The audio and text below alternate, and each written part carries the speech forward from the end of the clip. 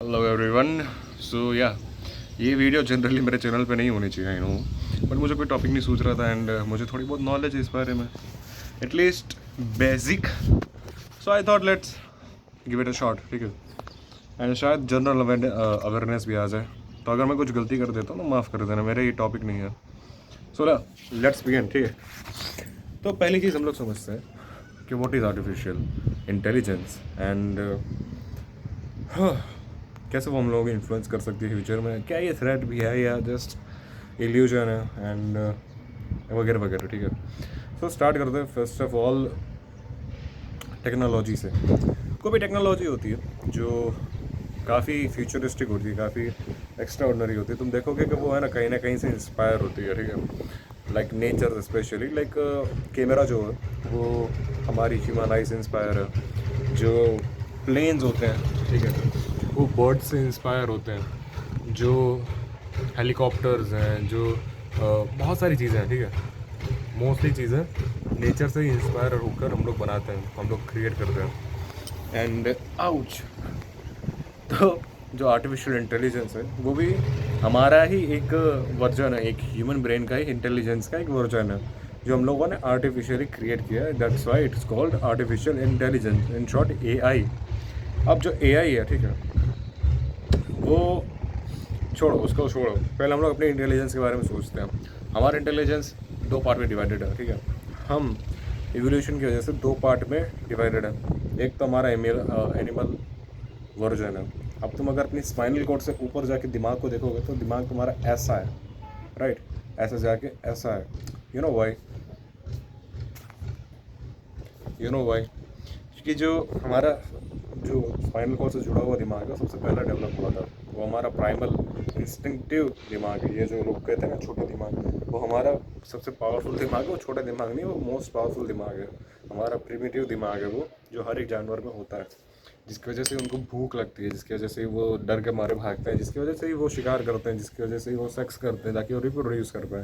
ये सारी चीज़ें हमारे प्राइमल दिमाग की हैं और वो अभी भी एक्टिव है और बहुत ज़्यादा ज़ोरों से एक्टिव है। तभी लोग सेक्स करते हैं, नहीं तो वो सेक्स करने का मन ही नहीं करता। सेक्स का कोई वो नहीं है, आपको रिवॉर्ड नहीं मिलता एक्चुअल लाइफ में, ठीक है। इट जस्ट तुम्हारे दिमाग में कुछ केमिकल्स रिलीज हो जाते हैं एंड वो भी नेचर ने डाले ताकि तुम रिप्रोड्यूस कर सको, otherwise why you will do, ठीक है।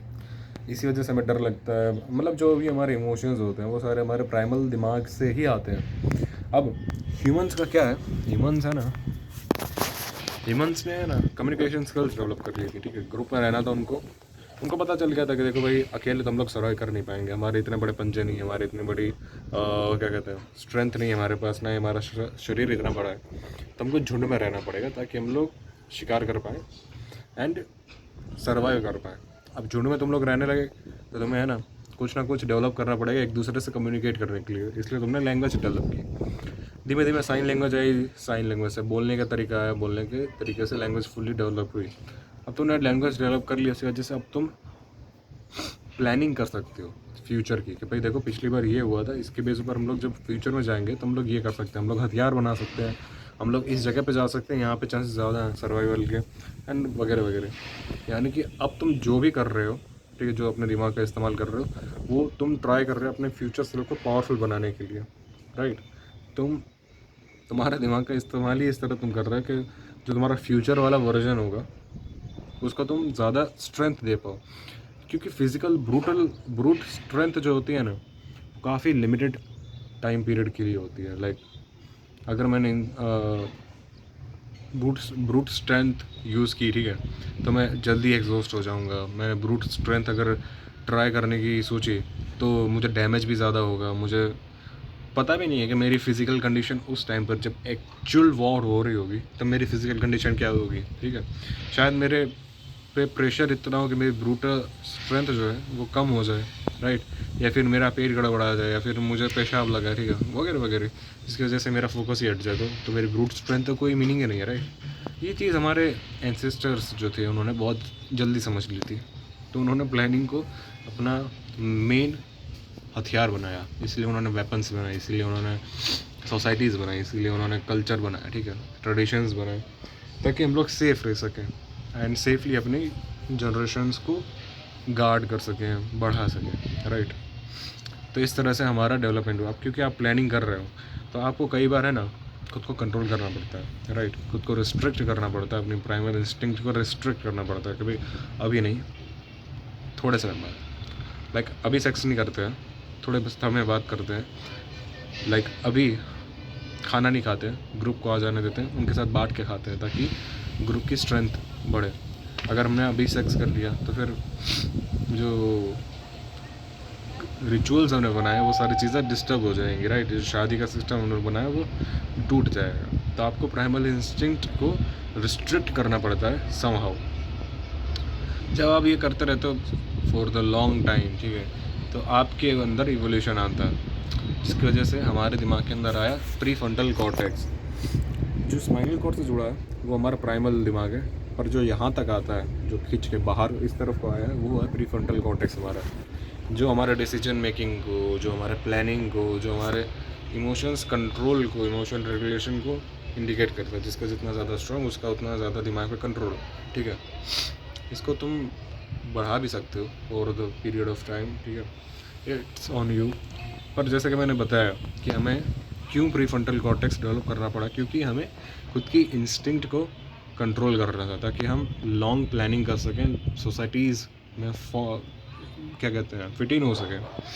अदरवाइज़ सोचो, सब सोसाइटी में अपना इंडिविजुअल बेनिफिट देख रहे हैं तो क्या होगा, सोसाइटी ग्रो ही नहीं कर पाएगी, कभी भी सोसाइटी चल ही नहीं पाएगी ऐसे, राइट। एंड इसी वजह से ये सारी चीज़ें हुई। अब इस टाइम पर हम क्या कर रहे हैं, देखो आर्टिफिशियल इंटेलिजेंस आ चुका है, राइट। आर्टिफिशियल इंटेलिजेंस को आए हुए कितना टाइम हुआ, 2016 में गूगल ने एक गो करके गेम होती है, ठीक है, चाइनीज़ गेम है। तो अब देखो बहुत लंबे टाइम तक ये माना जाता था कि chess is the most complex game, but जब एक्चुअल में प्रोबेबिलिटीज़ एंड पॉसिबिलिटीज़ देखी गई, राइट, कि कितनी टाइप ऑफ गेम्स हो सकती हैं, तो गो जो गेम है चाइनीज़ गेम, उसमें क्या था कि जितने यूनिवर्स में एटम है ना, उससे भी ज़्यादा उसके नंबर ऑफ़ पॉसिबिलिटीज़ हैं अलग अलग गेम्स की। यानी कि तुम इतनी बार अलग अलग पॉसिबिलिटीज़ के साथ गो खेल सकते हो। The most complex game ever created by human is considered as a go, ठीक है, यानी इन्फिनिट पॉसिबिलिटीज़ काइंड ऑफ है। सो तो जो तब का वर्ल्ड चैम्पियन था गो का, ठीक है, उसको आर्टिफिशियल इंटेलिजेंस के सामने बिठाया गया, जो कि गूगल ने क्रिएट किया था। अब गूगल ने क्रिएट तो कर दिया था, लेकिन वो भी डाउट में था कि कर पाएगा कि नहीं कर पाएगा, क्योंकि ऑब्वियसली इतनी कॉम्प्लेक्स गेम है। एंड तब एआई का इतना वो था नहीं बोल वाला, ठीक है, और एआई जीत जाता है। यानी कि जो वर्ल्ड का जो जैसे चेस का अभी मैग्नस कार्लसन है, राइट, या फिर अभी कह लो गुकेश है, तो वैसे ही तब का जो वर्ल्ड मोस्ट चैम्पियन था उसको हरा दिया एआई ने, और बहुत ही बुरी तरह हरा दिया। तब लोगों को दिमाग में आया, अरे यार एआई तो इतना स्मार्ट है, राइट। तब तक पर लेट हो चुका था। 2015 में Elon Musk and Sam Altman कौन है मैं तुम बताता हूँ। सैम ऑल्टमैन एक जो सिल्वर वैली है वहाँ पर एक एंटरप्रेन्योर था, जो गूगल की हर एक रिसर्च पर नज़र रखे था। गूगल ने इतनी चीज़ अचीव कर ली थी, ठीक है, 2016 में ही उसने इतना अच्छा एआई बना दिया था। उसके पास पता नहीं लॉट्स ऑफ रिसर्च थी, इतना सारा डेटा था लोगों का, राइट, इतने सर्वेस का, इतने रिसर्च का, इतना पैसा था, पीएचडी लोग हायर कितने सारे उसने किए थे। एंड तब भी उसने कुछ सिग्निफिकेंट प्रोडक्ट नहीं बनाया था, ठीक है, 2021-22 तक। You know why, because Google डरता था। गूगल को लगता था अगर मैंने कोई प्रोडक्ट बना लिया एआई बेस्ड पर, और अगर वो गलती से ही बायस्ड हो गया, फिर उसने कुछ गलत सा एडवाइस दे दिया, तो उसकी मार्केट रेपुटेशन ख़राब हो जाएगी, राइट। फिर मान लो अगर उसने एआई बना दिया और लॉन्च कर दिया, राइट, कोई किसी को उसने सुसाइडल का आइडिया दे दिया, किसी को उसने बॉम्ब बनाने की रेसिपी दे दी, जैसे कि अभी ChatGPT जब नया नया आया था तो बहुत सारी चीज़ें गड़बड़ हो रही थी सिस्टम में, राइट। तो वही वो नहीं चाहता था गूगल के साथ ऐसा हो। अब जब आपको परफेक्शन का कीड़ा लग जाता है तो आपके काम में भी ब्रेक लग जाता है, तो गूगल कुछ कर ही नहीं पाया, वो वहीं पे फ्रीज रह गया। मीनवाइल जो सैम ऑल्टमैन था वो सारी चीज़ें जितनी भी गूगल रिसर्च कर रहा था उनमें बहुत ही बारीकी से नज़र रख रहा था। उसके पास ना पैसा था, ना ही इंजीनियर्स थे, ना ही साइंटिस्ट थे, उसके साथ कुछ नहीं था। उसके पास आइडिया था कि अपन को बनाना है, और गूगल एक्शन नहीं ले पा रहा था, तो उसको इतना पता था कि अगर मैं एक्शन लूँगा तो हो जाएगा, मतलब दूसरे की ही रिसर्च यूज़ करके मैं बना लूँगा, एंड दैट फॉर श्योर है। तो 2016 में ये जो AI का सारा कांड हुआ, उससे पहले 1 साल पहले ही सैम ऑल्टमैन एलोन मस्क से मिला। एंड एलोन मस्क को भी कहीं ना कहीं है ना, लेरी पेज जो गूगल के फाउंडर है, 2012-13 में उनकी झड़प हो गई थी Elon Musk and Larry Page की, कि AI है। देखो 2012-13 तक है ना, एलोन मस्क को परवाह भी नहीं था AI है क्या, कौन है, ठीक है।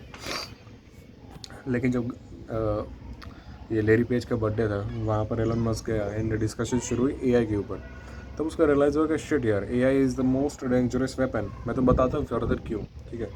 तो जब लेरी पेज से उसने इस बारे में बात की, तो लेरी पेज ने कहा कि इट्स नेक्स्ट ह्यूमन इवोल्यूशन। जैसे हमारा पूछ गई, हमारा बंदरपन आ गया, वैसे ही शायद ये हमारा नेक्स्ट एवोल्यूशन हो सकता है। एंड उसी झड़प की वजह से 2015 तक एलोन मस्क ढूंढ रहा था एक कैपेबल इंसान जो AI की फील्ड में रिवोल्यूशन ला सके और गूगल से राइट्स छीन सके और गूगल का कॉम्पिटिटर बना सके AI की फील्ड में। क्योंकि नहीं तो गूगल के पास सब कुछ है यार, डेटा भी है, पैसा भी है, साइंटिस्ट भी है, रिसर्चर्स भी हैं। धीमे धीमे लॉन्च कर देता। हाँ, टेम्पररी वो फ्री सा डिसीजन ले नहीं पा रहा था, लेकिन अगर उसको इनफ टाइम मिलता तो बहुत ही अच्छा बोट क्रिएट कर देता, नो डाउट। तो एलोन मस्क ने 2015 में ही इसके साथ मीटिंग कर ली, सैम ऑल्टमैन के साथ। उसको पैसा दिया कि जा बेटा बना, ठीक है।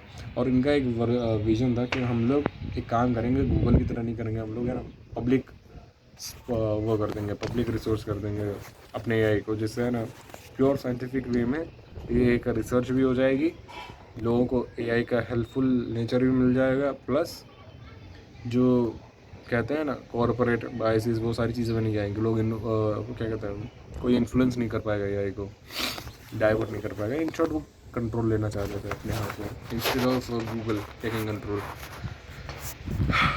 तो 2016 में इनका ये सारी बुलशिट हुई, वो वाला। फिर 17-18 तक Sam Altman and Elon Musk के साथ में काम किया, फिर इनका भी पंगा हो गया, you know why, because Elon Musk चाहता था कि वो CEO बने इस ओपन AI का, एंड बाकी लोगों ने मना कर दिया, तो उसको निकाल दिया गया। उसने अपना पैसा पीछे ले लिया, माइक्रोसॉफ्ट ने उसमें इन्वेस्ट कर दिया, एंड इन लोगों ने रिलीज़ कर दिया चैट जीपीटी जो था वो एक चैट बोट है लिटरली, ठीक है। आप उसको स्पीच देते हो, आप उसको टेक्स्ट देते हो, वो उसका एनालाइज करता है, उसको साथ खेलता है, उसका मीनिंग समझता है, एंड फिर आपको रिप्लाई करता है। अब ये हो गया AI, ठीक है। ये इटसेल्फ इतना खतरनाक नहीं है, हालांकि ये भी खतरनाक है, मैं तुम बताता हूँ कैसे। देखो हमारी इवोल्यूशन मैंने बोला कि कैसे हुआ, कि हमको नीड थी सर्वाइवल की, इसलिए हम लोगों ने ग्रुप फॉर्म किया। हमको नीड थी कम्युनिकेशन की इंटरनल ग्रुप्स में, इसलिए हम लोगों ने लैंग्वेज डेवलप की। हमको नीड थी कि हम अपने क्या कहते हैं सबसे प्राइमल इंस्टिंक्ट को कंट्रोल करें, तो हम लोगों ने प्री फ्रंटल कॉर्टेक्स डेवलप किया। तो हमारा इवोल्यूशन तभी हुआ जब हमें नीड हुई है। ये नेचर का रूल है, आप जिस भी चीज़ को यूज़ ज़्यादा करते हो वो चीज़ ग्रो करती है, रिगार्डलेस वो अच्छी नेचर में या बुरी नेचर में। और वो जो चीज़ आप कम यूज़ करते हो वो चीज़ घटती जाती है विद द टाइम, जिसका यूज़ नहीं वो चला जाता है नेचर से। अब AI आ गया, ठीक है, तो बच्चे हैं, बूढ़े हैं, IT सॉफ्टवेयर इंजीनियर्स हैं, जो लेबर्स हैं, हर कोई AI यूज़ कर रहा है, ठीक है, हर कोई AI यूज़ कर रहा है। तो हमारा जो सोचने की कैपेसिटी है, हम लोग उसको यूटिलाइज नहीं कर रहे हैं। इट्स लाइक मैं जब 12th में था तो मैं बहुत सारी कैलकुलेशन अपने दिमाग में कर लेता था, मुझे कैलकुलेटर की ज़रूरत नहीं पड़ती थी। मल्टीप्लिकेशन, डिवाइड्स, सब्ट्रैक्शन, एडिशन, सब कुछ ऑलमोस्ट, ठीक है, जितना भी 1000 के रेंज में होता था मैं कर लेता था, इवन मोर देन दैट भी कर लेता था। बट मैं 12th के बाद कॉलेज में गया, मुझे कैलकुलेटर मिला, और मैं अभी ऑफिस में हूँ, मुझे 5-6 साल हो गए, ठीक है, 12th से निकले। तो मेरी अभी कैलकुलेशन पावर बहुत ही वीक हो गई है, क्योंकि मैं यूज़ ही नहीं कर रहा हूँ। सेम जो हमारी थिंकिंग पूरी की पूरी हम लोग AI से बेस्ड कर देंगे जब हम, तो फिर हम लोग सोचेंगे क्या, हम लोग सोचेंगे नहीं, तो हमारी सोचने की कैपेसिटी घटने लगेगी। तो इट्स सेल्फ हमारा डी एवोल्यूशन हो रहा है, ठीक है, सोचने की कैपेसिटी में, जो हम लोग इतने सारे एवोल्यूशन के बाद डेवलप की थी, इतने सारे साल लगा दिए थे हमारे एंसेस्टर्स ने, ताकि हम लोग खुल कर सोच सकें, हम लोग डिस्कशन कर सकें फिलोसॉफिकल, लॉजिकल एंड वगैरह वगैरह। पर वो सारी चीज़ें तो हम लोग खो रहे हैं। सेकेंड चीज़ कि मान लो एक होता है AI, एक होता है AGI। AGI क्या है? Artificial general intelligence. अभी जो भी तुम अपने प्रेजेंट में AIs देख रहे होगे वो स्पेसिफिक एक ही टास्क करते होंगे, या तो इमेज क्रिएट कर रहे होंगे, या तो वीडियोज़ में क्या कहते हैं डीप फेक कर रहे होंगे, चैट बॉट्स होंगे एंड वगैरह वगैरह, ठीक है। चेस खेल रहा है AI तो चेस ही खेल रहा है। AGM होता है आर्टिफिशियल जनरल इंटेलिजेंस, यानी कि उसके पास सिर्फ एक फील्ड का नॉलेज नहीं होता, वो हर एक फील्ड में मास्टर होता है, ठीक है। जब ऐसे अभी तो जैसे जैसे ये सारी एआई ग्रो करेंगे, ठीक है, तो इनका नेक्स्ट स्टेज यही होगा ना, सारे चीज़ों को कनेक्ट करके एक सेम एआई से उनको काम करवाना, ताकि आप उससे से इंटरेक्ट कर रहे हो, वही आपको आइडियाज़ दे रहे हो, उसी से आप चेस भी खेल रहे हो, उसी के साथ आप सब कुछ कर रहे हो, ठीक है। तो जब ये होने लगेगा तो उस एक एआई के पास आपका कितना डेटा होगा एंड उसको कितना इजी होगा आपको मैनिपुलेट करना कहीं भी। अभी आप देखोगे ना ChatGPT में कई बार मिस इन्फॉर्मेशन आ जाती है, हर बार वो भी करेक्ट नहीं होता है, बट हम लोग फिर भी कई बार मान लेते हैं कि वो करेक्ट ही होगा। एंड जब AGI बन जाएगा तो सोच कर देखो हाउ इट विल बी। और ऐसे में किसी अगर सनकी इंसान के हाथ में वो पड़ गया, ठीक है, तो फिर लोगों के क्या हाल होंगे। इवन अगर मान लो कि हमारा एवोल्यूशन होता है कि हम साइबर पंक बन जाते हैं, ठीक है, हम अपने आप को AI से अटैच कर देते हैं, तो अभी जैसे कि साइकेट्रिस्ट होते हैं, हम वो हिप्नोसिस करते हैं, ठीक है, तब भी हमारी साइकी में घुसना कितना मुश्किल है। जब हमारा आधा साइकी आर्टिफिशियल इंटेलिजेंस के ऊपर बेस्ड होगा, तो सोच सकते हो क्या होगा हमारा हाल। कितना इजी होगा हमको हैक करना, कितना इजी होगा हमको इन्फ्लुएंस करना, राइट। हमारे पल पल, हमारे डिज़ायर्स, हमारे हर एक चीज़ की इन्फॉर्मेशन उन सबके पास होगी, जो बड़े कॉर्पोरेट हाउसेस में बैठ कर हमको कंट्रोल कर रहे होंगे जस्ट फॉर देयर पैसे की भूख। तो ये हो सकता है पॉसिबिलिटी, ठीक है। It's my thinking, what's your thinking in this, let me tell, can मतलब बताइए आप अपने कमेंट्स में। And this is for video, thanks for watching, bye.